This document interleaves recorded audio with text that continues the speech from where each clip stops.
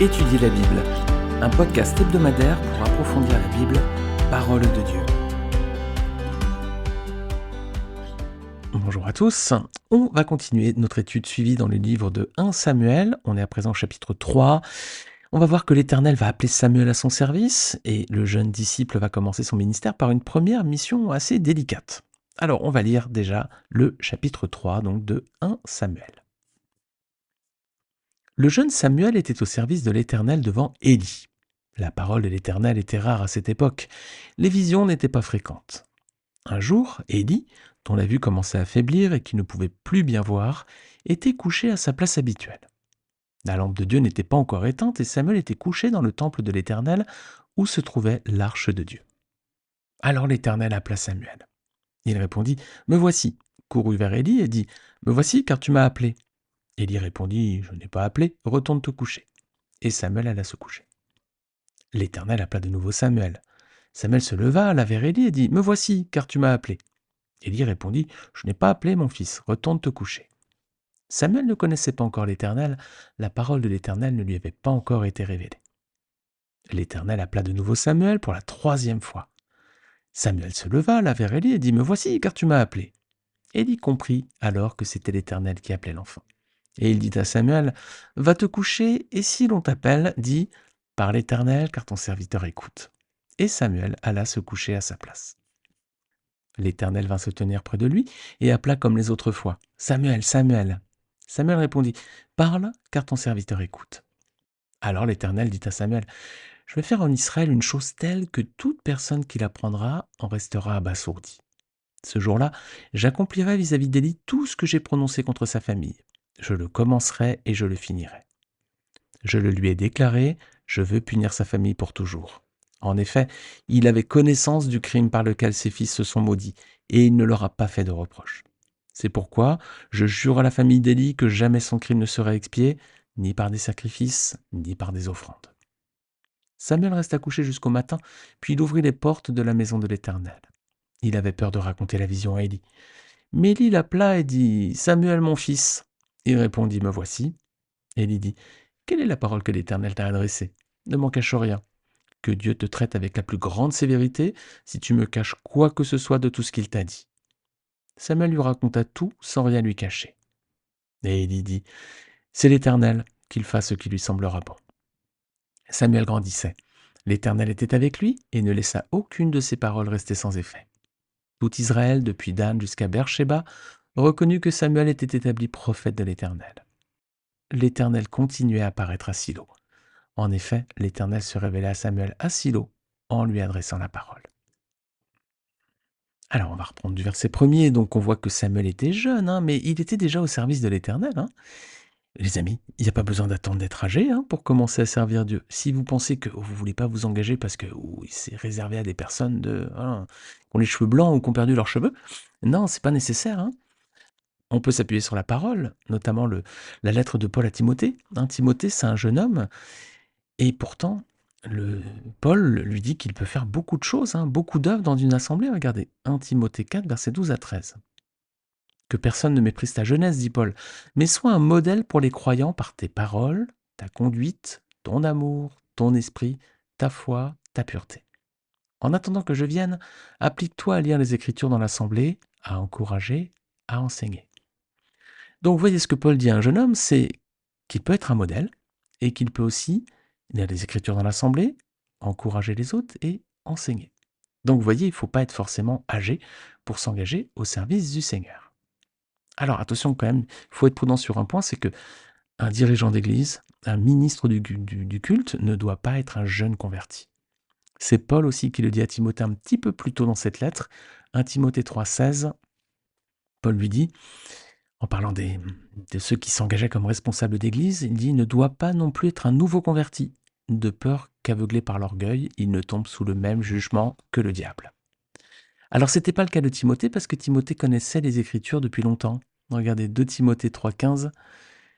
Paul lui disait « Dès ton enfance, tu connais les saintes lettres qui peuvent te rendre sage à salut par la foi en Jésus-Christ. » Donc, il ne faut pas forcément attendre d'être âgé pour s'engager dans l'Église. On peut tout à fait s'engager pour un service dans l'Assemblée.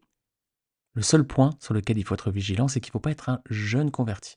Mais on peut avoir 80 ans et être un jeune converti, et on peut avoir 25 ans et être converti depuis très longtemps. Donc c'est pas l'âge ici, c'est plutôt l'ancienneté dans la foi qui compte.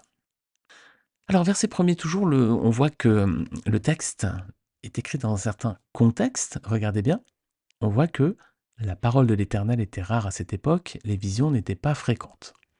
Ce qui sous-entend que les révélations divines étaient plus fréquentes au moment où le texte a été rédigé, donc il a été rédigé un petit peu plus tard. Alors au verset 2, il y a un point important qu'on peut surligner, c'est que Élie ne voit plus très bien, sa vue était faible.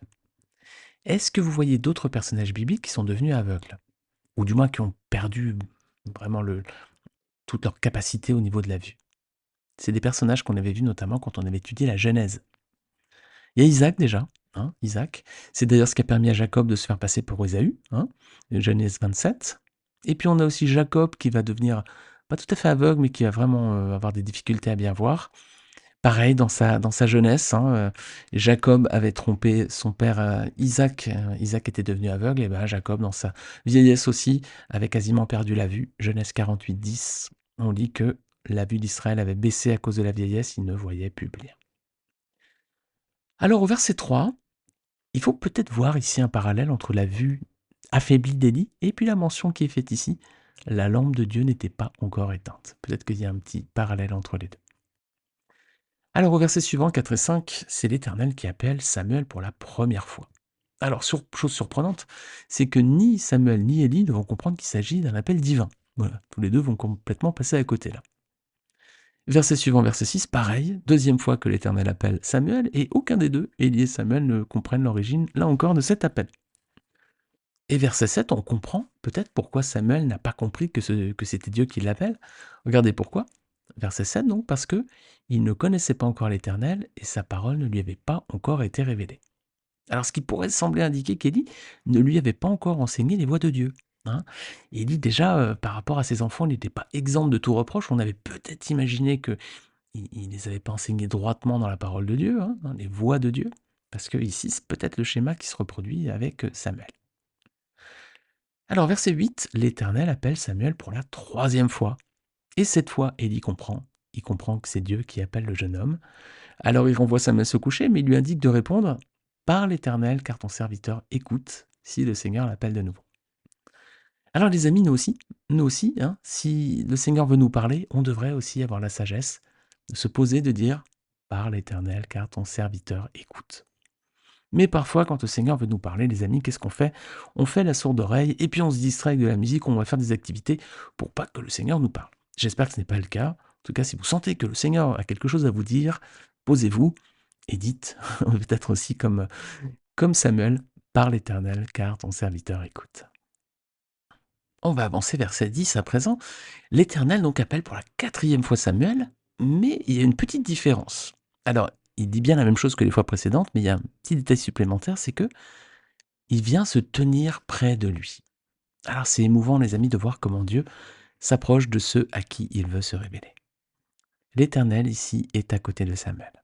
Alors peut-être que c'est une Christophanie, les amis, c'est-à-dire une apparition du Seigneur Jésus-Christ, hein, peut-être. Jésus est l'incarnation de Dieu sur terre. Hein. Regarde avec moi Jean 1, verset 14.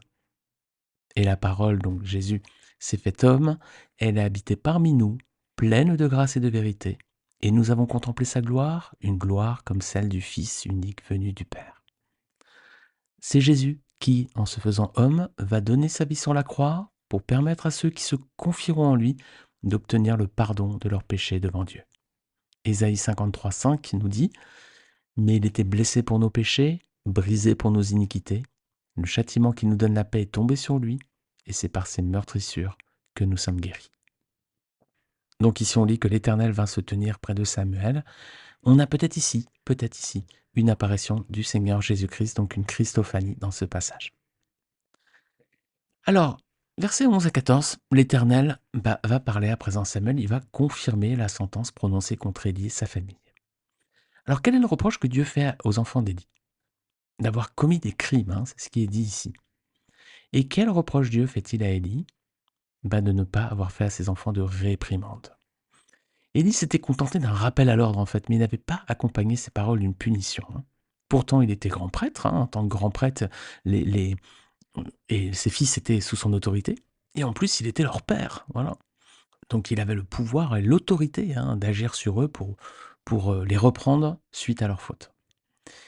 Alors le Seigneur condamne ce laxisme parce que leur faute était très très grave, on l'avait vu dans le précédent épisode. Regardez l'attitude qu'aurait dû avoir Élie, Proverbe 13, 24. Celui qui ménage sa verge est son fils, mais celui qui l'aime cherche à le corriger. Voilà, il aurait dû les punir, voilà, pour ce qu'ils avaient fait. Leur crime était très très grave.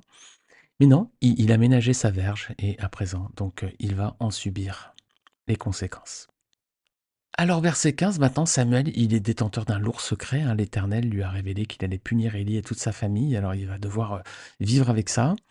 Et c'est parfois très difficile de vivre avec des secrets, surtout lorsqu'ils sont aussi lourds. Et des fois aussi dans des familles, il y a des personnes qui vivent avec des secrets terribles. C'est redoutable d'avoir à vivre ce genre de situation. Versets 16 et 17, ça se complique à présent pour Samuel. Élie lui demande de lui révéler ce que Dieu lui a dit durant la nuit. Oh là là, si à la limite il avait eu le secret, bon, c'était déjà compliqué. Mais là en plus il doit le révéler. Alors Samuel, il va donc devoir affronter sa première mission, difficile, redoutable en tant que prophète. Il va devoir dire clairement ce que Dieu lui a révélé. Alors la question, c'est est-ce qu'il va le faire Verset 18, il va dire à Élie toute la vérité. Tout, il va rien cacher. Alors les amis, nous aussi, on ne devrait rien cacher aux hommes de ce que Dieu dit dans sa parole à propos du péché, de ses conséquences éternelles et du salut possible en Jésus-Christ. Est-ce qu'on dit nous aussi toute la vérité aux hommes ou est-ce qu'on cache des choses pour un petit peu enjoliver, pas brusquer, etc. Est-ce qu'on n'a pas l'obligation finalement de dire ce que Dieu nous demande à propos de leur révéler, à propos du péché, voilà, de ses conséquences à ce péché qui, conséquence du péché, c'est la mort, mais il y a un salut possible en Jésus-Christ. Si on s'appuie sur le Seigneur, si on s'approprie le sacrifice de Jésus sur la croix, si on fait de lui notre Seigneur et Sauveur, alors nous sommes sauvés. Quelle est la réponse d'Élie? Elle est surprenante, je trouve. Regardez, il dit « C'est l'Éternel, qu'il fasse ce qui lui semblera bon ». Qu'est-ce que vous pensez de cette réponse? Il n'y a pas de signe de repentance. Élie ne s'humilie pas et il ne demande pas pardon à Dieu. Waouh! Les amis, soyons pas comme Élie. Si nous avons péché, repentons-nous, demandons pardon à Dieu, parce que le Seigneur veut et peut effacer notre faute. Regardez 1 Jean chapitre 1 verset 9. Si nous confessons nos péchés, il est fidèle et juste pour nous les pardonner et pour nous purifier de toute iniquité. Alors les amis, si nous avons péché, et nous avons tous péché à un moment, voilà, nous devons absolument nous repentir, nous humilier, demander pardon à Dieu. Si nous lui confessons nos péchés, il est fidèle et juste, on vient de lire, pour nous les pardonner et pour nous purifier de toute iniquité. Ne n'ayons pas l'attitude d'Élie qui finalement a dit bon, c'est l'Éternel, il fera ce qu'il voudra, quoi. C'est pas la bonne attitude. Alors on approche de la fin de ce texte. Verset 19, on voit que Samuel continue de grandir et Dieu était avec lui. Alors ça, c'est une prière qu'on devrait avoir pour tous les enfants, qu'ils continuent de bien grandir, que le Seigneur les garde et qu'il soit avec eux. Si vous avez des enfants, priez pour eux de cette façon. Et si vous n'avez pas d'enfants, eh bien priez pour les enfants, des chrétiens tout particulièrement, afin qu'ils grandissent comme cela. Versets 20 et 21 pour conclure, à présent le jeune homme a un nouveau statut, un nouveau rôle, regardez lequel, il est prophète de l'Éternel. À présent Samuel, il va devenir le garant et le porte-parole de Dieu devant le peuple. Alors on boucle la boucle avec ce passage. La prière d'Anne, vous vous rappelez, au début de 1 Samuel, chapitre 1er, la prière d'Anne est à présent pleinement accomplie. Rappelez-vous, Anne avait prié pour avoir un fils, et ensuite elle avait promis, si le Seigneur répondait, de lui prêter son enfant. Et bien à présent tout est accompli. Elle a eu un fils, elle l'a prêté à l'Éternel, et à présent Samuel est au service du Seigneur. Et il devient même le prophète le plus important de cette époque. Le Seigneur est bon, il a béni cette femme, il a entendu sa prière, il a entendu sa souffrance, il l'a exaucée. Et à présent, son souhait s'est accompli, le fils d'Anne est à présent prophète de l'Éternel devant le peuple d'Israël à Silo. Quelle belle histoire, les amis. Et elle n'est pas finie. On va voir la semaine prochaine la suite. Et ce coup-ci, c'est le jugement qui va tomber sur Élie et ses enfants. C'est ce qu'on verra dans le prochain épisode. Les amis, merci beaucoup de votre écoute, de votre fidélité. Si cet épisode vous a plu, partagez-le avec des amis autour de vous, partagez-le peut-être à des personnes qui ne connaissent pas le Seigneur, si vous pensez que c'est pour eux un moyen utile d'avoir une approche euh, simple, peut-être facile d'accès de la parole de Dieu. La parole de Dieu est déjà simple et facile d'accès, mais peut-être qu'il y a des personnes qui ont besoin d'un peu d'explication et un petit peu d'être guidées dans la lecture et dans la compréhension. N'hésitez pas à le faire si vous connaissez des personnes comme cela autour de vous. N'hésitez pas à faire comme Samuel. Samuel avait à présent le devoir de transmettre au peuple la parole de l'Éternel. C'est peut-être une façon aussi pour chacun d'entre nous de prendre part au service de la parole. Amen les amis, amen. Que le Seigneur vous bénisse. J'ai hâte de vous retrouver la semaine prochaine pour la suite de cet épisode. En attendant, que la grâce du Seigneur demeure sur vous et sur vos enfants aussi, si vous en avez. À très vite.